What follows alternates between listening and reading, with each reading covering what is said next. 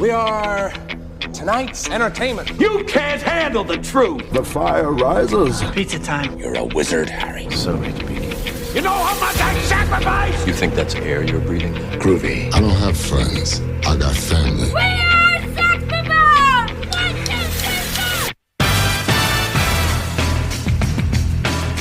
3, 4! Craft Services. Hello, Trent. Hello, Parth, if that even is your real name. You seem closer to me than ever before. Well, not ever before. We've sat at this exact table and I realized pretty quickly done that this was exact wrong. thing many a time before. Specifically and most recently, Jaws 4. Drunk Pod, yeah. Parentheses, Drunk Pod. That's the only one of our episodes that doesn't have a year listed because the year is that we were drunk when we recorded it. But here we are back in the SoCam 290 apartments, room what? We're on the top floor. We'll just say the penthouse suite. Yes, yeah, the penthouse.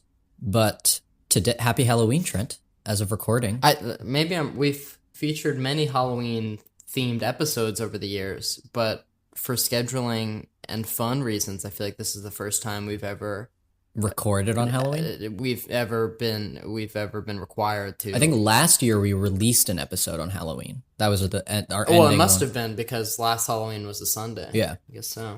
And happy birthday, Marathe. Whoa! You think Viraj is he dressed up? Friend of the show. No, he's not. He was going to borrow my Top Gun jacket. But you were wearing it just minutes ago. Yeah, that was why. Pete Maverick Mitchell. Yes. Do you think Viraj is trick-or-treating, or is he too old for that sort of stuff? I know that he wants to, but I don't think scheduling-wise he can. I feel like he's right on the age cusp of... Wait, do you know how old he is now? 15. Oh, yeah, nice. He's right on the age cusp of being too old, or thinking he's too old, or thinking he's too cool, or thinking he's not cool enough. I know I was telling him, like, good places to go trick-or-treating, that I'd gone to...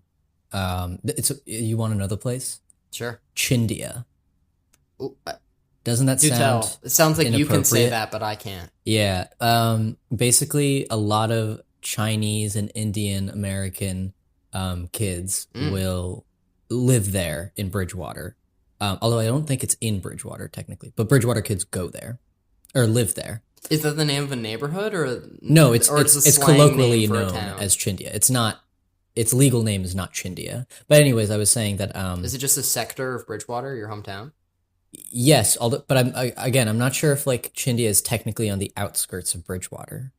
Okay, Chindia's, pardon me, exact location. Yeah, Trent, and whereabouts. You said it, and I felt very uncomfortable. And the hesitation only made it seem worse. No, it's. I'll give you the pass. I'll allow for it this one time. But yeah, so I told him that he should go trick or treating in that area, and he was like, "I'm not going there. I don't have any friends there. I don't want to go there." It's all about where the king size bars are. It's not where your friends are. And I was like, what's wrong with you? Well, Viraj is at the age, and he's taller than you, to the fact where nice. He could make the argument of, I have money, probably not a lot, but definitely enough to go to the grocery store and buy a bag of candy. Trent, you sound ridiculous. And right when you reach that point, it's like, I could justify not going trick-or-treating. I had Chips Ahoy. Because I was right out of class, walking with Trent, actually, straight from class. And I was feeling peckish because I had kind of a small lunch. Oh, sweet tooth? Well, it is Halloween after all. It is. You need your quota. Sweets quota. And we had to record because I'm going home right after this to go celebrate Viraj Marathe's birthday. And I offered you Chips Ahoy because you could not remember what you'd eaten last, but then you said, "No, Parth. I got this. I remembered." Yeah, no. When we're not recording, I actually sound like Jason Statham when I talk to you. But I'm in Crank 2. It's a megalodon. From the Meg. Yeah, no, he says that. Wait, wasn't it weird when Jason Statham appeared in Collateral? That and Jurassic World Dominion. But anyways. When is Jason Statham in Jurassic World Dominion? The joke was that. Oh! Yeah. Jeff Goldblum.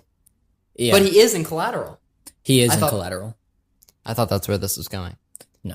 But do you want to know what I've been eating? I do. I was in Zoom class, and Sarah Brotman, friend of the show, well, officially and unofficially, was She's in a going. weird gray area. Yeah, was going to Hidden Grounds, which used to be Simply Chai. Yeah, What is? I'm this? just saying Where?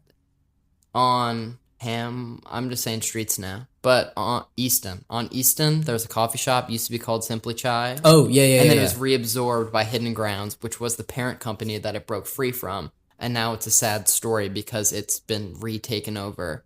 Damn, that sucks. Yeah. But they Is sold. it good? It's the same exact menu. Oh, okay. But it is a fun restaurant in that at any given moment, despite paying the same amount for some food, you could be given their avocado toast and it could be either very good or surprisingly mediocre. And today was a really good day in that department. That's nice. Ate the first half and then I tucked it away, did some work, and then I reopened it and there was one small fly on it, and I thought, I'm gonna swat you away and then eat the second half. That's all you can do. Yeah. At this point in my life. And what I'd really like to do at this point in my life is sit back with my boy Parth, eat some Chips Ahoy cookies, talk about the film of the week this week. You know how you get there? There's only one way. I'm lost. I need trouble navigating. Wait, Trent. To get to the intro, you first. Oh my god! I'm hearing something in the distance. I think it's the sound of the danger zone.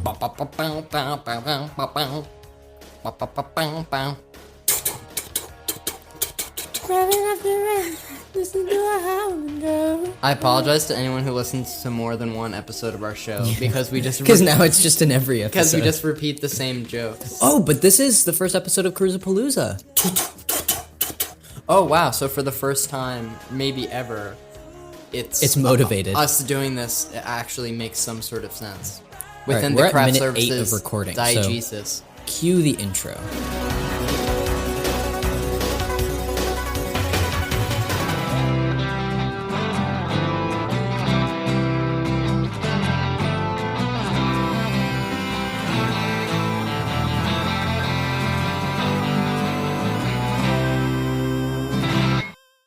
Welcome back to Craft Services, where we talk about the movies. Each week we talk about a film and hopefully have a crew member of that film to talk with us about their experience working on the picture.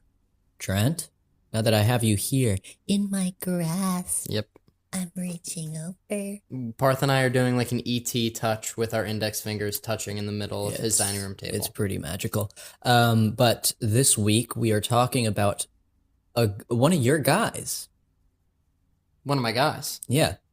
Oh, as in the director of the film is Yeah. one of my guys? Yeah. Yeah. Paul Thomas Anderson's 1999 Correct. film. Or maybe it's 1998. Or It's 1999. okay, so quote, the best year in recent film history, or 2007. Is that what you argue? Or other No, people argue that because There Will Be Blood. And 1999 is clearly the best, Mm-hmm. but 2004 weirdly has a lot of good movies, and 2014 has a lot of good movies, and 2017. But I know some people say 2007 too because of There Will Be Blood and No Country for Old Men. But that's it. There's really Spider-Man 3 came out in 2007. The more time that goes by, maybe the more I like Spider-Man 3. No, I Trent, you're preaching to the choir here. Okay, so we all adults here on the pod today. Yeah, All but- adults here to discuss another film Yes. by another filmmaker with actors, production. Needless to say, Sound? Oh, I see what you did there. This is an extension of what we're improvisationally calling the craft services sound extravaganza. Wow. After interviewing Disaster Piece, composer for Bodies, Wise Bodies, straight into our interview with today's guest, Sound mixer John Pritchett. sound mixer John Pritchett. Parth, this interview, you were there, I was there, John Pritchett was there. We were all present, and this is just part 1, Trent, of a 2-part interview. Is this us giving away the fact that all of our interviews Yes. over Cruisapalooza will be 2-parters? Yes. We figured that it's more consumable to have it in 30 to 40 minute chunks than an hour 10 minute long episodes. And preferable to us because we get to buy some more time to get you guys some more interviews. Yep. But this is part 1. He's really cool. I've edited this half of the episode already. He talks quite a bit about Tom Cruise. That's How more towards fitting. the end. He explains a lot about sound mixing, what it is, how it's different from sound design. Specific scenes. How it's changed. Specific scenes is next episode. But this episode, he talks. He gives the tea and coffee truck story. You've been mentioning that more and more. Yeah, I mean, isn't that just awesome? Isn't that just the cruise of fucking Palooza? Yes. Whenever you were, you're Tom Cruise in some capacity at all times, but over Halloween has really let you embrace it. And so I was Pete Maverick Mitchell for Halloween. And so you've been grabbing a lot of forearms and smiling and moving much faster than usual. Yeah. And talking about coffee trucks and Top Gun and flying planes and the magic of the movies.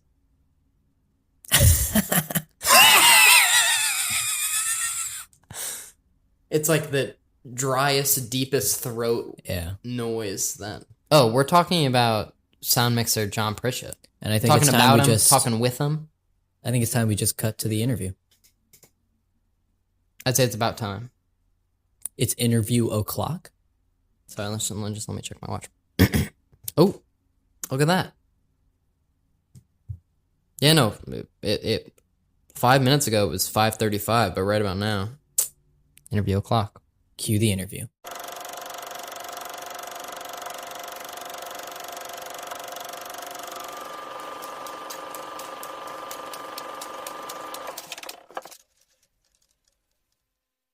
Hello, everybody, and welcome to our interview with John Pritchett. He's a 3-time Academy Award-nominated sound mixer behind such films as Dirty Dancing, There Will Be Blood, Avengers Endgame, and our film for today, Paul Thomas Anderson's Magnolia. Thank you so much for being with us today. My pleasure. Thanks for having me. So just to start off, what would you say your relationship with film was at a young age? Not very. Honestly, I kind of got started in movies a little later than most. I was in the recording studio business for a long time. And then I was in the TV business for a while before I finally went freelance as a sound engineer, sound mixer, doing mostly commercials and industrials and stuff like that. I didn't start doing films until 1979. And then I did my very first film, which was a documentary, the only documentary I've ever done in my career, which was I was on the first expedition to find the Titanic. So, Well, Did they find it? How did that go? we didn't find it. It was found the 2 expeditions later by somebody else with the same path we did. We were just about 10 miles off, and they found it. Ballard was his name, Ballard. It was quite an adventure. 7 weeks in the North Atlantic. So, what was the first major motion picture? What Major? or how did you get more established on set after that, and then you knew that that's what you wanted to do? Well, I started doing a lot of things. I grew up in Dallas, where the film community was. We had a good film business there, sort of, not compared to L.A., but there were only 4 guys in the town that were sound experts, and 2 of them were already doing movies, TV movies, and whatever came around. And the other 2, me and the other fellow there, we did all the other stuff, the commercials and everything. So we didn't really have a chance to do movies until Sid came along, and I got asked to do this really horrible movie down in South Texas. In fact, most of us in my community, my friends, got our start doing this movie. It came out being called The Return of Josie Wales, not The Ballad of Josie Wales. And it was every bad thing that could happen in a movie happened in the very first movie I ever did. Everything. And it was never released. Well, they say it was released, but it really wasn't. It was 4-walled, which means they put it in a theater so they could claim that it was released. All ended up in lawsuits. It was a mess. And that was our first experience. If it's no worse than this, I guess we'll survive this. So I guess getting into sound mixing itself, I feel like there's a lot of confusion about the difference between sound mixing and sound design and how, especially I think the Academy has now made it one sound award. And so that creates even further confusion. So if you could just sort of explain what is your job because Okay. I feel like a lot of people don't really know that. And my father never did understand what I did.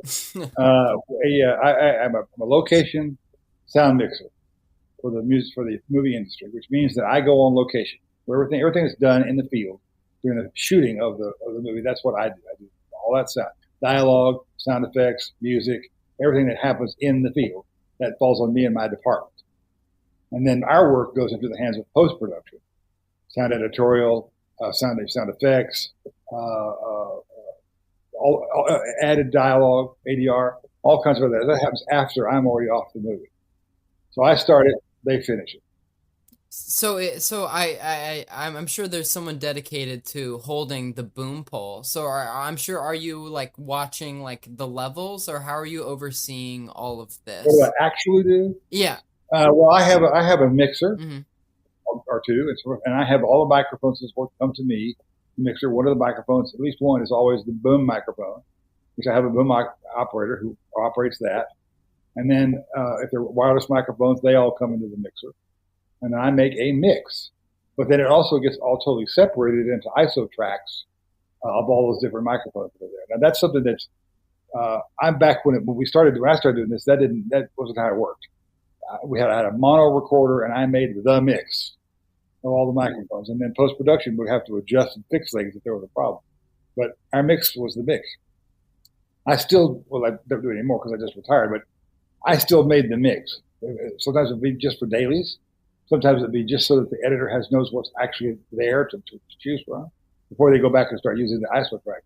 But I try to make it so they don't have to use them. And in many cases, that's the case. If they don't have to go back to those ISO tracks, they won't. Because it's just more trouble. It takes more time. Except on really huge movies. And then they really have to go back to them because we're running 8 tracks with maybe 10 or 12 microphones. They have to be able to separate them all and come up with their own mix. But I was one of the first few guys that was doing this.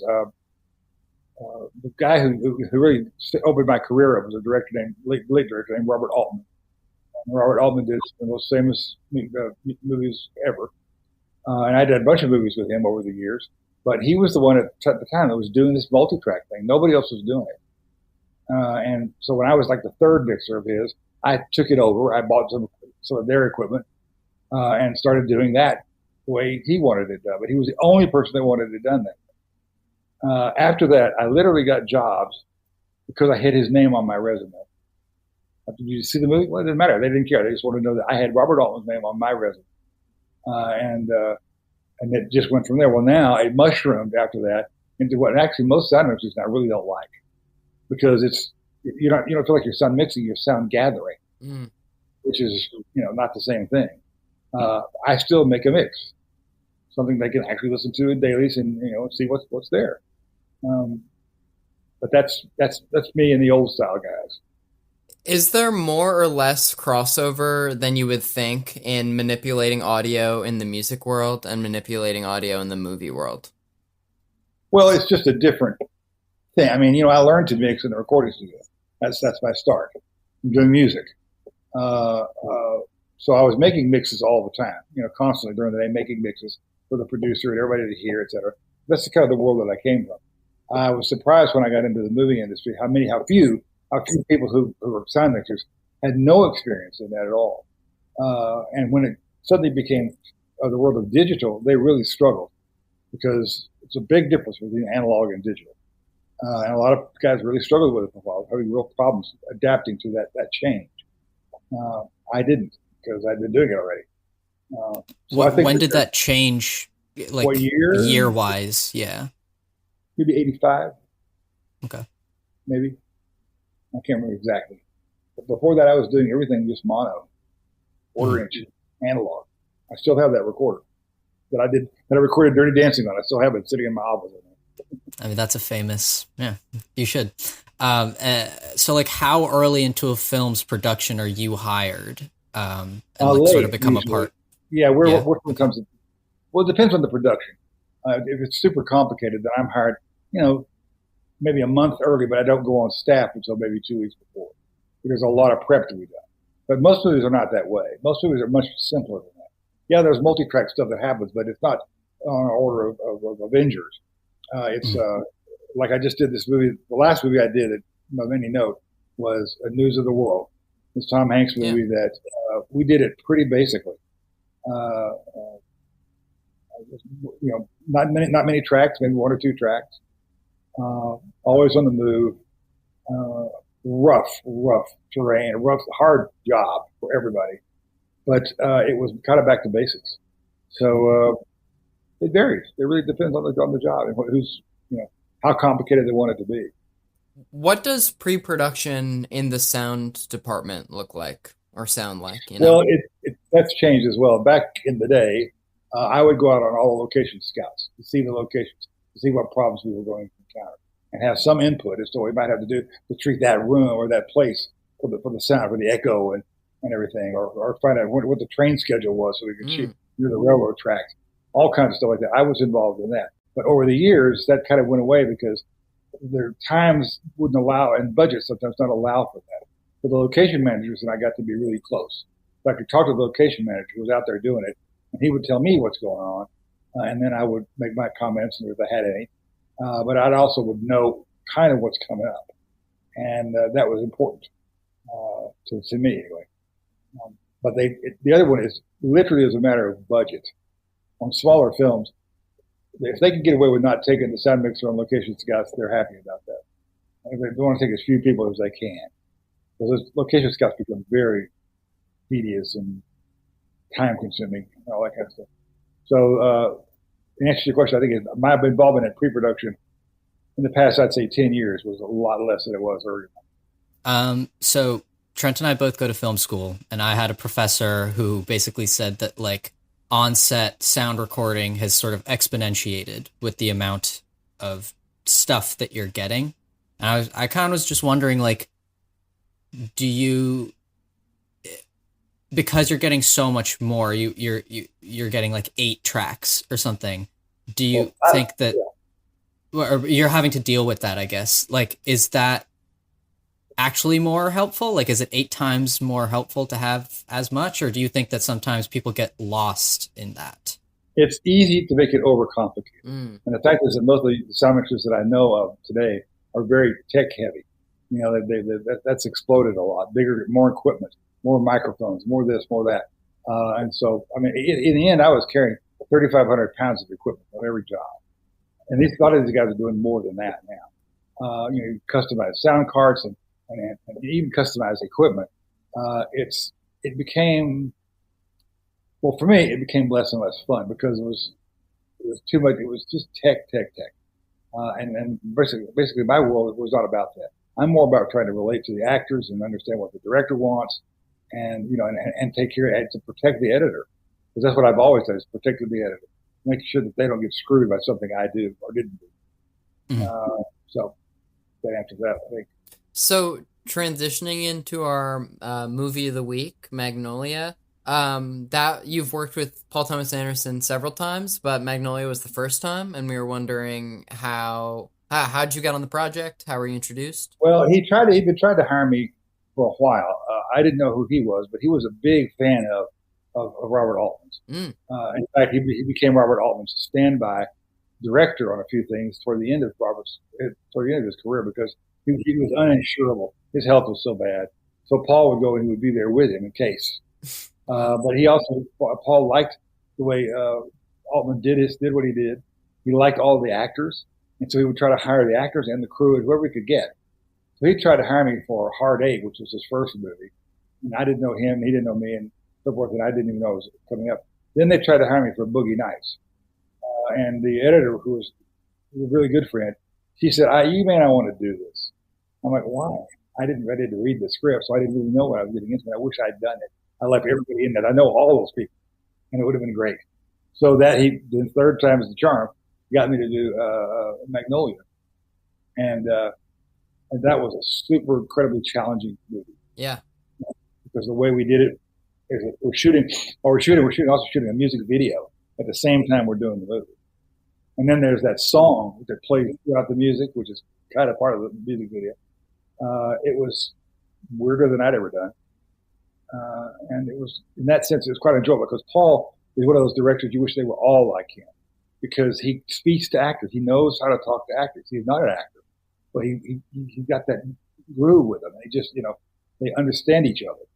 And therefore, he's able to communicate to people like me what he wants in a scene. And I'm able to talk to him about it. How do we do this? What can we do to make it better? So in that sense, I loved working with him because you felt like you're a collaborator rather than just doing somebody's bidding. So I was, in preparation for this interview, I was going through the movie again, and I found that like rain is like pervasive throughout the movie. And I was wondering, like, is that something that you had conversations about or like had to really think about? Oh yeah. And how that was being mixed? And was it all rain? Was it all rain towers, I'd imagine? In that movie, yes. But the thing is, you have to consider, are you shooting inside or outside? And if you're shooting outside, you have to consider what the rain is hitting, what kind of noises it's going to make, whether it's going to drip off the roof and make huge splashy noises in the puddles. And then you can treat those puddles. Because inside, then you treat the roof, or you treat something so you minimize the sound of the rain hitting the roof. And then if they need more of that, you record a wild track for them of whatever the rain really is, and then they use that to add on to the soundtrack. But yes, it was a big consideration because, as you said, there's a lot of it in there. So in each case, we had to, work with the actors to remind them that this is a very noisy scene and they may need to adjust. A lot of times actors do not want to adjust, especially for sound. So it requires having some kind of a relationship. And if I tell them what I think we need because it's going to help them, they have a choice. They can accept my advice or not. And if they accept it, then it goes one way. And if they don't accept it, then I'm in constant communication with the director saying, here's what's happening or what's not happening. What do you want to do about it? And maybe they don't want to do anything. So we just work with what they give us. It's like the scene in that movie where one of the characters is in a car crying and trying and singing that song. And it's a live microphone. Those are all live. Maybe we didn't need to pre-record anything, except the music is pre-recorded. And so we had to work with a way to hear her and hear the sound of the rain. And it took a little bit of work to get those two things kind of balanced out. Fortunately, that actress is wonderful to work with, and she just did whatever you need from her. So it's a conversation, always. This is more just like a general nerddom question, but how on set did the frogs from the sky operate? Well, there weren't any frogs. Mm-hmm. They were all. Well, I should take that. Take that back. There were a few frogs in one scene where they actually threw these rubber, silicone, gooey frogs. Most of them are throwing down markers. There the markers hit, and that's where they're going to put it in post. The scene in the swimming pool, there were all kinds of gadgets in the swimming pool, blowing water all over the place, blowing the umbrella, all that. That's all done as a special effects gag. And then the frogs were added later. And so, to circle back, with like the rain, does the same go? Like this movie has a lot of like dialogue and music happening like simultaneously, and does that affect how you go about recording if it's in the script that there's going to be music playing over the top? Well, sure. We have to work with the composer or the music coordinator and figure out what we're going to do, whether it's playback, full playback, vocals and everything, or it's going to be a playback of a track or an instrument and the vocal is live, and then some combination of those things. Like, did you see that movie, That Thing You Do? No, the Tom Hanks film? Yeah. I haven't seen it. I've been told it's a host of huge. It's mostly all playback of the music. The music is great. It's all original music in the style of the era that it's in. But a lot of the stuff involves live microphones going from playback to live mic to playback to live mic, back and forth, and that requires a real coordination with everybody, props department, set decorator, all these to make everything work. To have a PA system that you can either have in the picture, use it as a actual visual thing, and then the actors. The weird thing, if you ever see the movie, the actors aren't singing. Well, they're singing, but they're terrible singers, and all that's pre-recorded. And so I have to be able to bring the vocals in and out of the mix that they're hearing out there on the set. And then, of course, the audience is having to react to something particular. They're dancing and doing all kinds of stuff. And a lot of times we'll have one or two people in the extras will have hidden earphones, and they'll keep the beat. But dancing and so forth, so that everybody else keys off of them, because we can't have their talking and all that stuff if we've got actual live microphones to record. It's kind of tricky, not true. But in Magnolia, the singing is all live. There's no playback. But we would play back on a speaker and down in the car, someplace close by. I think in one occasion we actually put a thing in somebody's ear, but mostly it was just low music, and they would sing and perform live. So we're talking about Magnolia because I'm a huge Tom Cruise fan, and this is part of a 3-part Cruise-a-Palooza, we're calling it. And so I wanted to ask, in talking with you, it seems like you had to talk with the actors.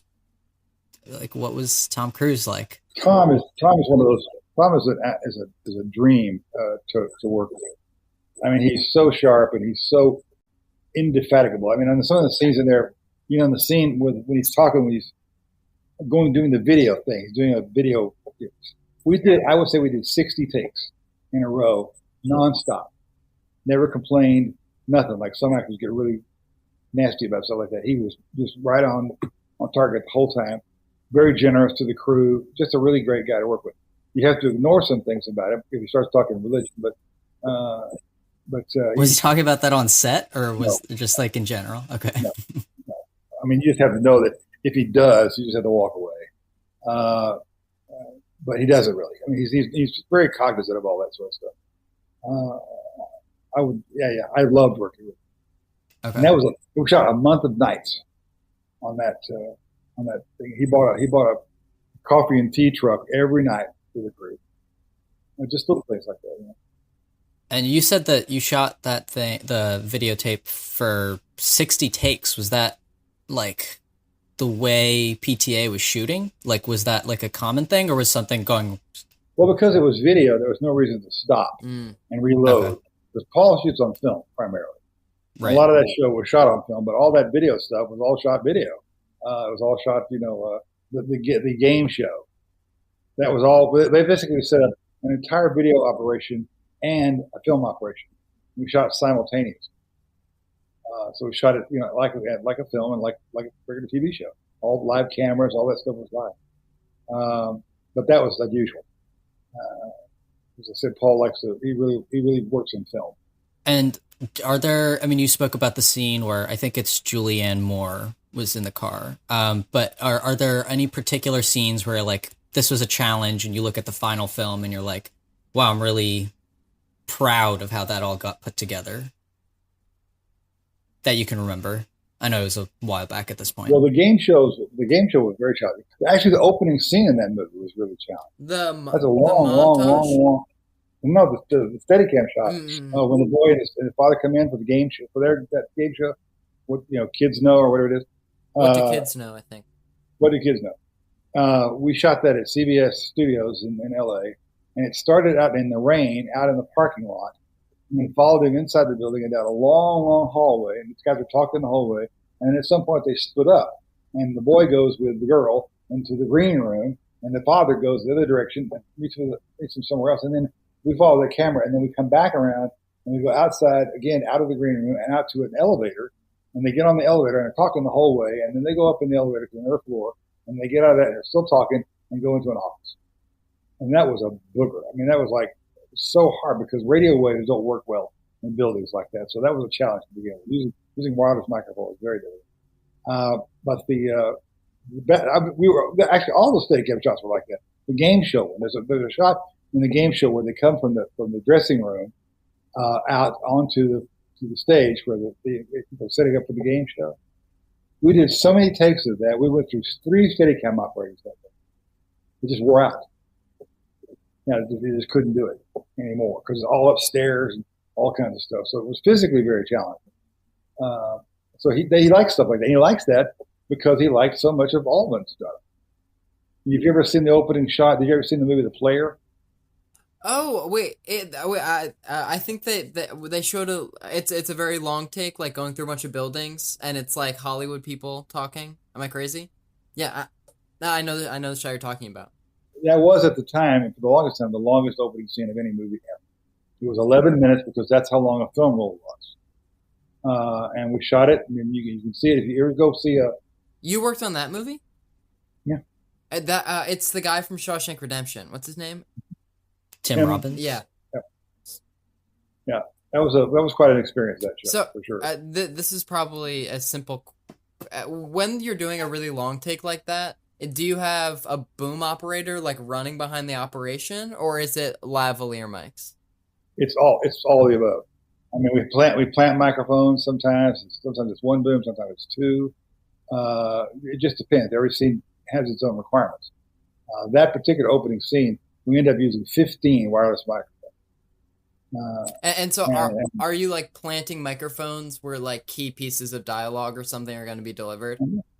Yep. Cool. Yep. A lot of times, if you ever see the opening, it starts off with 3 or 4 people coming out of an office building and they walk across the parking lot and they're talking.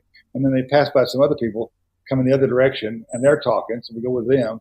And then eventually goes up and into Tim Robbins' office and you hear him talking to somebody. And then it leaves that office and it goes to another office. And then it goes around in a big circle and picks up more people in the parking lot. They're all talking all the time. And it got so to the point where at the time, there weren't that many wireless microphones out there. I mean, that you could choose from. It was really hard to run more than a few together for lots of technical reasons. So, but that day, he just kept adding people. We started the scene on and said, how many people are going to be speaking on wires? And he said, 4, maybe 4 people. And it kept growing and growing and growing. So by the end of the day, we shot the scene on Sunday. I was calling friends. Can you got a wireless microphones you can bring me? And they would bring them over and we'd hide them and we'd set them in shrubs and just wherever we could get them. And then finally we ran out. And Bob added one more line. I said, Bob, we don't have any more wireless microphones. And he said, well, what can we do? And so he actually came up with the idea. And in the scene, there's a person with a clipboard. And they're talking to somebody next to him. And then they leave the scene. And then later on, you see this guy leading a group of people across the parking lot. And he's talking. He's got a clipboard. So we just put the microphone on the clipboard. So when he passed it off, he gave it to the other person, and he's on that one. So that's how we did it.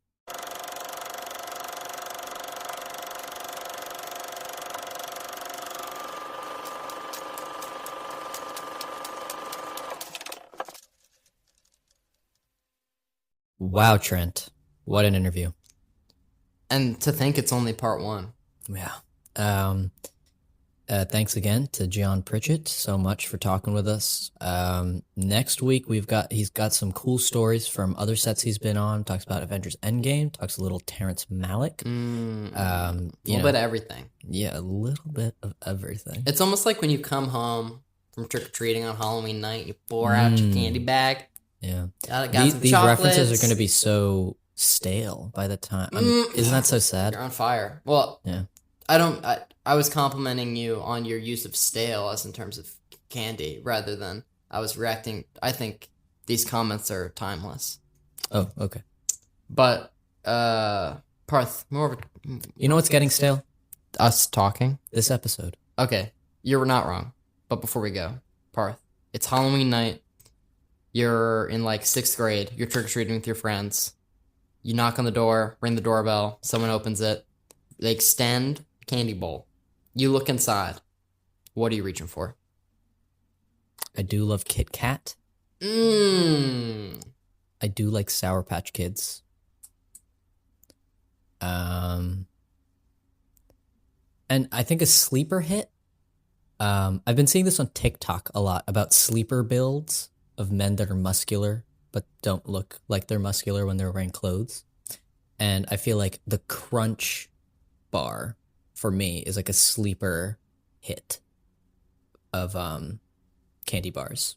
I really enjoy them, but I feel like nobody talks about them.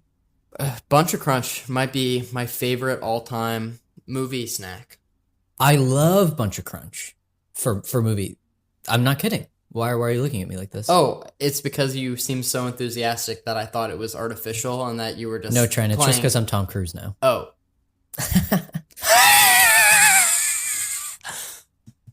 Next week, you can look forward to our second part of this interview. Again, some cool stuff there. Thanks for listening to this one. You'll love the next one.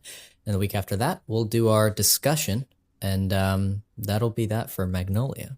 but exciting times. Yeah, this is only the beginning of Cruisapalooza. You can go listen to us on Apple Podcasts, Spotify, Stitcher, Amazon Podcasts, wherever you get your podcasts. Wherever you get your podcast, yeah. And on those podcasts that allow you to leave reviews or ratings, please do so, and preferably a positive one. For the one person that gave us a 4-star review, go fuck yourself. Do you know who that is? No. Really? No. Oh, yeah, because it's on Spotify. Yeah, because we have like a 4.8. Yeah. Kind of fucked. But we also have social media, Instagram, Twitter. We post funny things, funny, cool things. Funny, cool.